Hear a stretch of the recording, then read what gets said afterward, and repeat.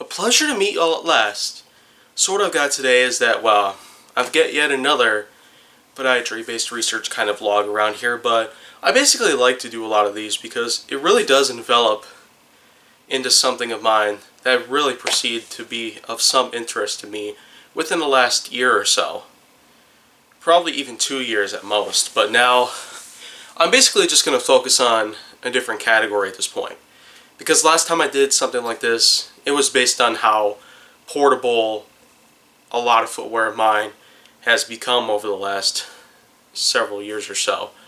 It mainly was because of how such innovation and advancements in technology really has allowed a lot of footwear to become ultra portable and as lightweight as possible, so you'd be able to carry it wherever you go.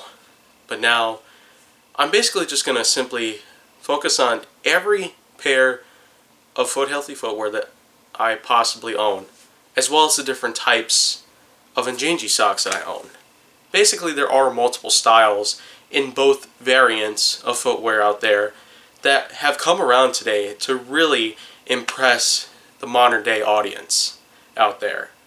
Modern day civilization really has enveloped and developed a lot of unique traits to each specimen around here that I'm actually going to review right now. So I'm going to go ahead and cut, and I'll just simply take you up to where I've got every pair of footwear of mine that I've currently owned. Alright, so as you can see there, I basically just have 4 different types of shoes, which do pertain to 4 different categories, as well as 4 different pairs of Injinji socks. Whereas, they both pertain to 4 different categories based on 4 different styles that many people find to be very popular in today's society. So, I'm basically just going to start first with probably my favorite of all time, the new Altra Escalantes. I do love them, not just because they are brand new, and probably the newest to my collection of footwear, but of course, the main reason why I've got these shoes is that,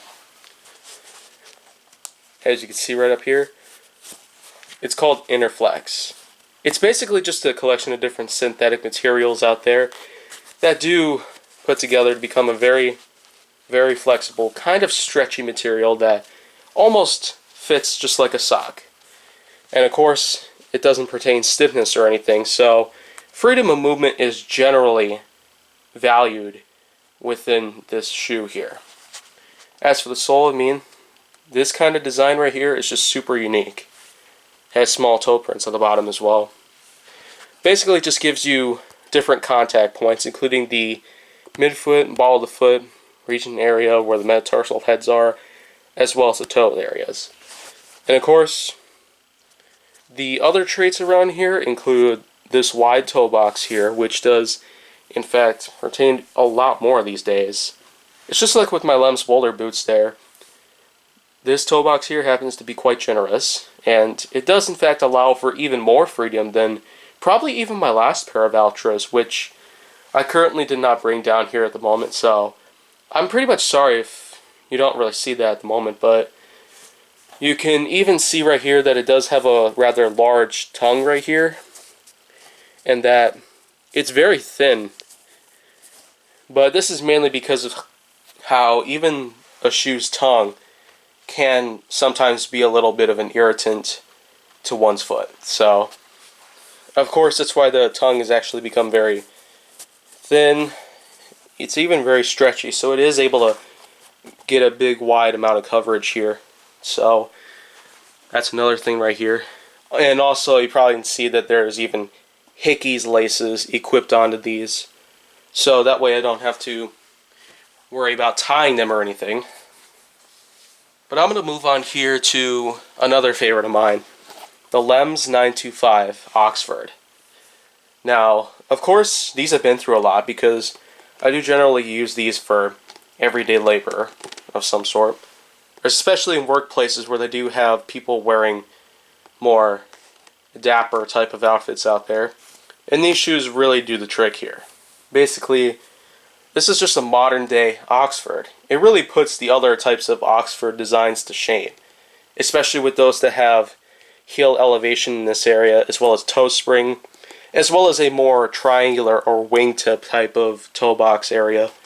And those, of course, have been a really big problem for many people out there who commonly wear dress shoes every day.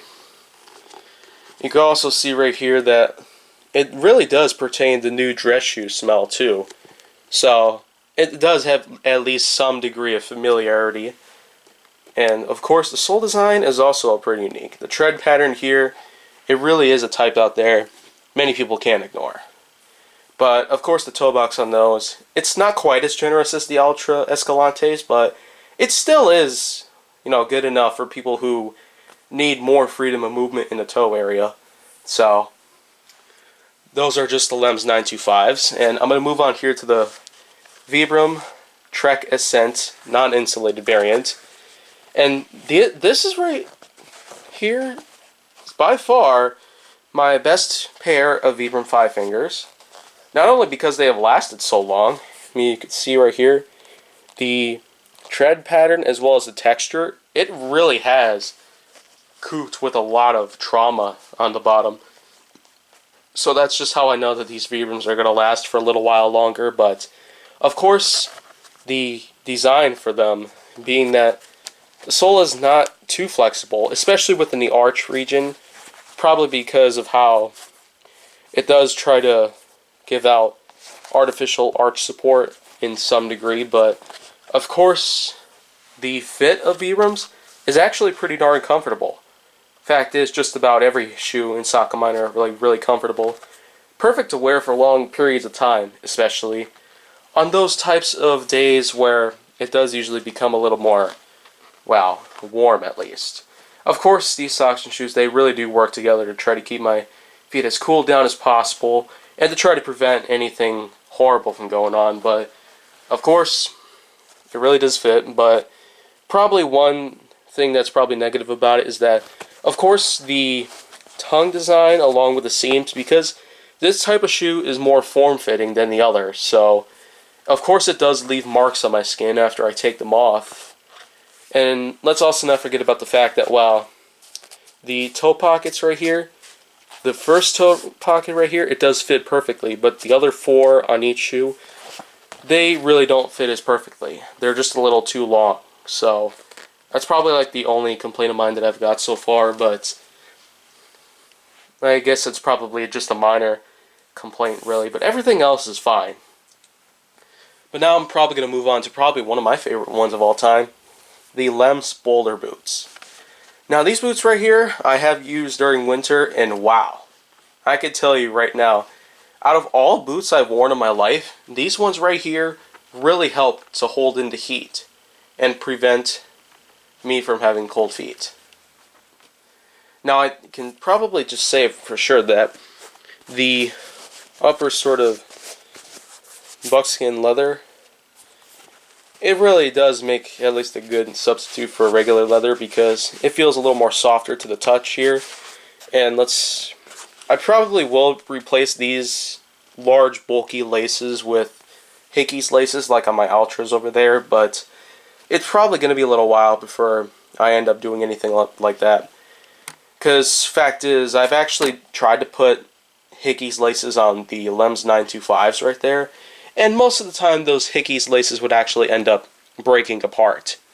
So that's just something right there that's probably kind of a big no-no here. I might have to focus on a different type of lace there for the LEMS 925s, but until then I could probably just stick to the ones I've got on there right now. Those are just recycled laces that I've got from other dress shoes of mine that I've owned. They were much older and pretty much decommissioned by now.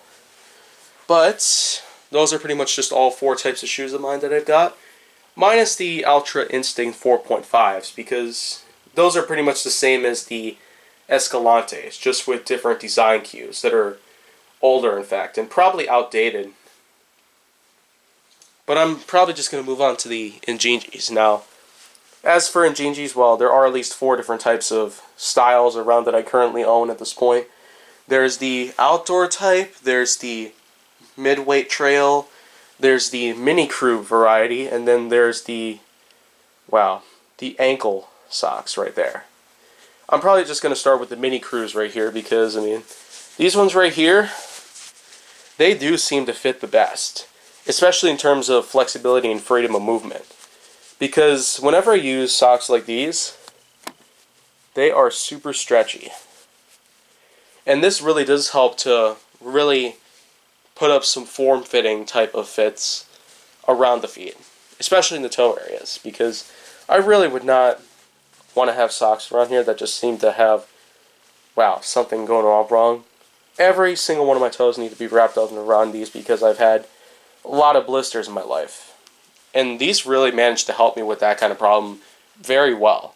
Just about every other Injinji sock of mine that I currently own, it does very well as well, but these ones right here, they seem to really pertain a lot of freedom of movement as opposed to the other varieties. But they're all still good here. But these right here just get the popular vote right here. I guess one thing I could complain on though is the fact that it only comes in like 3 different styles here. The Mini Crews right here come in black, white, or gray. That's pretty much about it. I probably would want Injinji to try to make more color schemes and styles out of them, but I guess it's fine for now. But I'm going to move on to the ankle socks right here. Now, of course they're called ankle socks because of this little cuff point right here where it just kind of starts at like the front area of the ankle, then as it goes back towards the ankle, it just sort of arcs right upward. Probably in a way to cover the back side of the ankle to prevent it from like getting scuffed up by the back side of the shoe. But again, these socks right here are also pretty nice. I do got a few of these that pertain a lot of freedom of movement, so they could pretty much give the Mini Crews a run for their money in a way. But this color scheme right here is called Superhero. And that's actually a pretty unique trait whenever you call something a product. You basically give it a color scheme name like Superhero. It's something you can't really go wrong. And it does make sense because red and blue, that's the same kind of color scheme that Superman is. And so it does make sense to call red and blue, that kind of color combo, Superhero. But I'm going to move on to the midway trailers. And of course the midway trailers, they are similar to the Mini Crews, except they have this thick cuff around it, which is sort of like a 1/4 of an inch at most. It really does envelop the inside of the ankle, preventing any dust, dirt, anything from getting inside and probably trying to get you dirty. But of course these socks here, the midweight trailers, this was the first kind of style that I picked, especially because I've got ones called Emerald, and this color scheme right here is called Brick. It actually is a bit confusing though, because Brick is normally like a lighter red color, and it probably makes sense because this type of red right here would probably make more sense here. But as for everything else, like in the greenish area and towards the sole area, it is kind of almost bluish in a way. It's slightly lighter in terms of, wow, color scheme on the bottom area. But Brick, I don't suppose is too good of a name right there, but I guess I could probably leave that how it is. And once again, it's still pretty nice. But here I've got the outdoor type. Now these socks right here were definitely made for the winter, because just like with the midweight trails, they do have kind of a thick cuff around here. And the nice blend of new wool and merino really helps to keep the heat inside and trying to prevent you from getting numb in the toes. So, of course, that style out there is also pretty good, but probably one bad thing about it, a con about this one, is that aside from how comfortable they are, and aside from how padded they are, and how they come in a lot of color schemes as opposed to many of the other varieties of mine that I've got, those kind of socks right there actually restrict movement a little bit more than the others. So that's just something out there that I probably wouldn't really recommend everybody to have. But of course, if you're looking for a lot of freedom of movement, then I suggest you have a combination of the Mini Crews and the Altra Escalantes right there in this new kind of style here with the Interflex upper. So I suppose that's pretty much just about everything right there that I've got. But now, all I can say is that I really do like every kind of footwear of mine that I currently own. Every type of footwear of mine, in terms of functionality, they all seem to perform really well. They all have flexible soles. They all have, large toe boxes in them, wide enough to accommodate natural toe splay. Unlike the Vibram Five Fingers, those are just made to simply show off the performance of the toes themselves. And of course, they are just simply flat from heel to toe, so I'm not having any arch pain or any heel pain or ankle pain, knee pain, any kind of pain that would generally be associated with bad footwear. As for the socks though, they're also pretty darn good. So keep in mind though, I actually will continue coming back to continue reviewing and overviewing, giving out basic info and the like, but at the moment I don't really have much to go around. So I'm just going to leave it all at this, but definitely come around for the new Hot Wheels Hilarity season, which I actually have an episode coming later today. So if you want to see more go down on my channel, make sure that you like, subscribe, comment, follow me on social media, and stay on the Hollywood side.